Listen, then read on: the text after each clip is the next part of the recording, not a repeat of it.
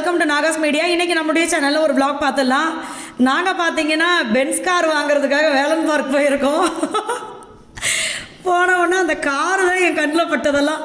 அடுத்து பார்த்தீங்கன்னா அதை விட கெத்தா இது பாருங்க, சூப்பராக இருக்குல்ல. நல்லா ட்ராவல் பண்ணும்போது எந்திரிச்சு நின்று அப்படியே வெளியில் வந்து வேடிக்கை பார்த்துக்கிட்டே போகலாம். ஸோ அந்த மாதிரி ஒரு கார் இருந்தது. குழந்தைங்களுக்கு எவ்வளோ வகை வகையாக வச்சுருக்காங்க பாருங்களேன். நான் நினச்சேன் நல்ல வேலை சாயும் காரணியும் கூப்பிட்டு வந்திருந்தேன்னு வச்சுக்கோங்க, கண்டிப்பாக அடம் பிடிச்சி வாங்க சொல்லியிருப்பான். அவ்வளோ சூப்பராக இருந்துச்சு, எல்லாமே நல்லா அழகழகாக இருந்தது. அடுத்து பார்த்தீங்கன்னா சாரீஸ் வந்து இப்போ ஆஃபர் போயிட்டு இருக்கிறதுனால 2 வாங்கினா 1 ஃப்ரீ அப்படின்னு சொல்லி போட்டிருந்தாங்க. இந்த சாரியை பார்க்கும்போது எனக்கு ஒரு விஷயம் தான் நினப்பு வந்துச்சு. இந்த மாதிரி சாரீஸ்லாம் பார்த்தீங்கன்னா நம்ம வந்து அதை கவுன் மாதிரியோ இல்லை வந்து இந்த ஷார்ட் கவுன் இருக்குது பார்த்தீங்களா, இந்த மாதிரி லாங் கவுன் இந்த மாதிரிலாம் சேல் பண்ணுறாங்க நிறைய பேர். இப்போ மொத்தமாக இந்த மாதிரி சாரீ எடுத்து அந்த சாரியில் நம்ம வந்து ட்ரெஸ் தச்சு சேல் பண்ணும்போது அது பார்த்தீங்கன்னா அதிக காசு லாபம் அதிகமாக கிடைக்கிது. அந்த மாதிரி நிறைய ஃப்ரெண்ட்ஸ் பண்ணுறாங்க. நம்மக்கிட்ட நம்மளோட நாகாஸ் ஒன்லி நேச்சுரல் ப்ராடக்ட் ஆர்டர் கொடுக்குற ஃப்ரெண்ட்ஸே பார்த்தீங்கன்னா டெய்லர் நிறைய பேர் இருக்காங்க. அந்த சிஸ்டர்லாம் சொல்லுவாங்க, இப்படி சாரீஸ்லாம் நான் மொத்தமாக எடுத்து கவுனாக கன்வெர்ட் பண்ணி கொடுக்கும்போது எனக்கு நல்ல லாபம் சிஸ்டர் அப்படின்னு சொல்லி. அதனால் வந்து நீங்களும் இந்த மாதிரி நம்ம எடுத்து பண்ணலாம். அதே மாதிரி இந்த சேலெல்லாம் பார்த்தீங்கன்னா 5 புடவை 100 ரூபா அப்படின்னு. சாரி, எவ்வளவு? 350. 100 ரூபான்னு தப்பாக சொல்லிட்டேன், மன்னிக்கவும். 350 5 புடவை. ஆனால் அந்த 5 புடவையும் நம்ம வந்து கவுனாக கன்வெர்ட் பண்ணும்போது எவ்வளோக்கு சேல் பண்ணலாம் பாருங்கள். எனக்கு அந்த மாதிரி தான் அங்கே தோணிட்டு இருந்துச்சு. எல்லாமே அந்த கவுன் தைக்கிறதுக்கெல்லாம் ரொம்ப சூப்பராக இருந்துச்சு. லைனிங்கை போட்டு தைக்க தெரிஞ்சதுன்னா தச்சோன்னு வச்சுக்கோங்க, சும்மா வேறு லெவலில் இருக்கும்.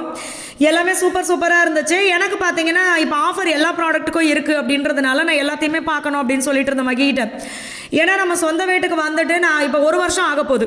ஆனால் நிறைய பொருள் பார்த்தீங்கன்னா நம்ம இப்போ இது பண்ணி வாங்கி போடலை. அளவளவாக எப்போ எது தேவையோ அந்த மாதிரி தான் பண்ணிகிட்ருக்கோம். அதனால நான் சரி எல்லாத்தையும் பார்க்குறேன், வேணுன்றதை வாங்கிக்கிறேன் அப்படின்னு சொல்லிட்டு இருந்தேன்.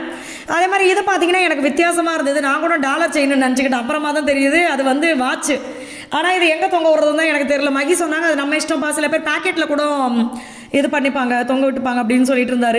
இது இப்படி வாங்க மணியை பார்த்தாச்சு கிளம்புவோன்ட்டு இருந்தேன் நான்.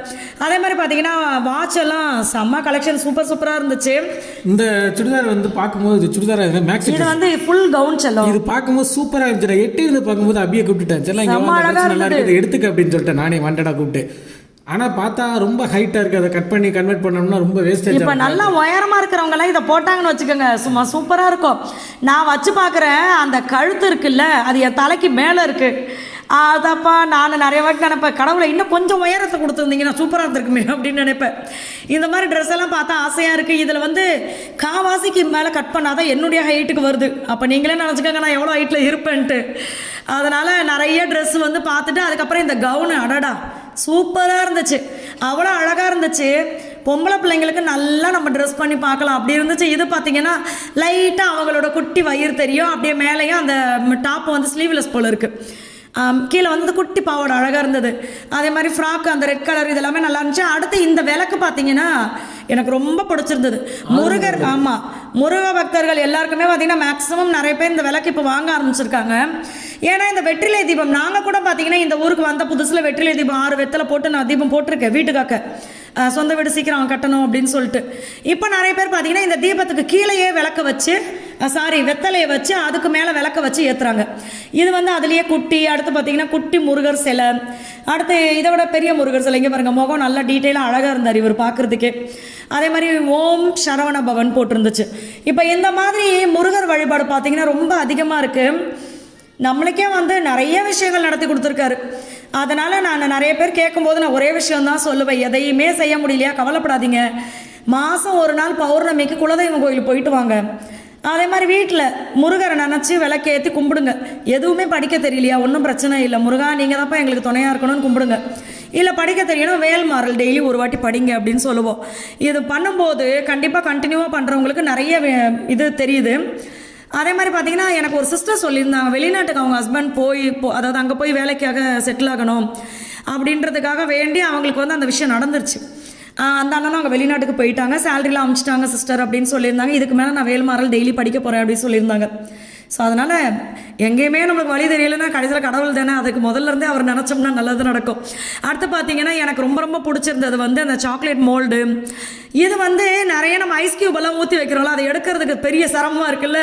இது பார்த்தீங்கன்னா கீழ் வாக்கில் இப்படி சிலிக்கான் கொடுத்துருக்காங்க, அதை இப்படி அமுக்கணும்னா மேல் வாக்கில் ஐஸ் கட்டி வந்துடும். அதுக்கப்புறம் இதெல்லாம் பார்த்தீங்கன்னா சீர்வரிசை பொருட்கள், அப்பப்போ அதை வந்து கொஞ்சம் அந்த இதெல்லாம் மாற்றுவாங்க, நல்லாயிருக்கும் பார்க்குறதுக்கு. அடுத்து அந்த நகை செட்டு, இந்த நகை செட்டு ஒரு டைமில் இதுக்கு நான் ரொம்ப அடிக்டாக இருந்தேன். எனக்கு இந்த மாதிரி போட்டுக்கிறதுக்கு ரொம்ப பிடிக்கும். அதே மாதிரி பார்த்தீங்கன்னா கண்ணாடி வளையல், நிறைய கண்ணாடி வளையல், புடவைக்கு மேட்சாக கூட நான் வாங்குவேன். எதனா இந்த ஃபெஸ்டிவல் டயத்துலலாம் பார்த்தீங்கன்னா புடவைக்கு கலர் அதே இது வேணும்னு வாங்குவேன். இப்போ தான் பார்த்தீங்கன்னா அந்த கண்ணாடி வளையல் வேலை அதிகமாகிடுச்சு. அதனால் வந்து நம்ம கரெக்டாக இதுக்கு இதை போடணும் அப்படின்றது வந்து எனக்கு அதுக்கு டைம் இல்லைன்னு தான் சொல்லணும். ஆனால் இதெல்லாம் பார்க்க ரொம்ப அழகழகாக இருந்தது. அதே மாதிரி இந்த ரெயின் ட்ராப் பேங்கிள்னு சொல்லி பார்த்தேன், அவ்வளோ அழகாக இருக்குது. அதை பார்க்குறதுக்கு வித்தியாசமாக ஒரு மாதிரி அழகாக சூப்பராக இருந்துச்சு. இதெல்லாம் பார்த்தீங்கன்னா கைக்கு ஒரு வளையல் போட்டாவே போதும், அந்த கையே வந்து நிறைஞ்சிருக்கும், அப்படி இருந்துச்சு. இது வந்து என்ன ஸ்டோன்லாம் எனக்கு தெரியல, பார்க்குறதுக்கு அழகாக இருந்தது. ஃபுல்லாக பச்சை கலரு. நல்லா நான் அங்கே இருக்கிறவங்களுக்கு சொல்லிட்டு இருந்தேன், என் சிஸ்டர் அங்கே இருந்தாங்க, அவங்ககிட்ட சொல்லிட்டு இருந்தேன், கழுத்து நல்லா லென்த்தாக இருக்குல்ல, நீட்டாக, அவங்களுக்கெல்லாம் இந்த மாதிரி நகை செட்டு போட்டால் ரொம்ப சூப்பராக இருக்கும் அப்படின்னு சொல்லி. நீங்கள் அந்த மாதிரி ட்ரை பண்ணி பாருங்களேன். கழுத்து உங்களுக்கு நல்லா நீளமாக இருக்குன்னா ஒரு பெரிய சோக்கரோ இல்லை பெருசாக ஒரு ஜுவல்லரி மட்டும் போட்டாவே உங்கள் கழுத்து வந்து ரொம்ப அழகாக இருக்கும். இப்போ எனக்கெல்லாம் பார்த்தீங்கன்னா கழுத்து ஷார்ட்டாக தான் இருக்கும், அதுக்கு ஏற்ற மாதிரி தான் நான் ஜுவல்லரி போடுவேன். இது எல்லாமே பார்த்தீங்கன்னா நம்மளுக்கு வந்து 6 month வாரண்ட்டி இருக்குது. அதே மாதிரி ஜுவல்லரி எல்லாத்துக்குமே இப்போ ஆஃபரும் போயிட்டுருக்கு, 20% ஆஃபரு.